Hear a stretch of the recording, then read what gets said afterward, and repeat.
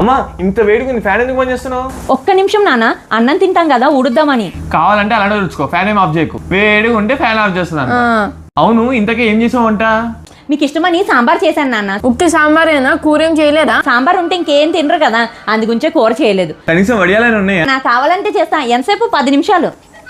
నాన్న ఫ్యాన్ కింద కూర్చుని బిందాదిగా టీవీ చూస్తున్న మీకే ఒక్క నిమిషం ఫ్యాన్ ఆఫ్ చేస్తే అమ్మో వేడి అని అన్నారే.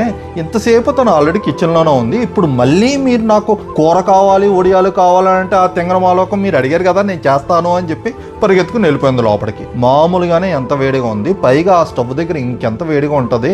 కొంచెం ఆలోచించుకోవాలి కదా నాన్న మనం కూడా అమ్మ గురించి. అవును డాడీ, చాలా వేడిగా ఉంది. పాపం అమ్మ. పదనయ్య అమ్మకి వద్దని చెప్దాం. అమ్మా అమ్మ కూర ఏం చేయకు, ఆవుకేసుకుని తినేద్దాంలే. పర్లేదు నాన్న, టీవీ చూస్తూ కూర్చోండి, 10 నిమిషాల్లో చేసేస్తాను. మీరు కడుపు నిండా తింటే అమ్మకి అదే ఆనందం. ఆ ఆనందం ముందు ఈ ఇబ్బందులు ఎంత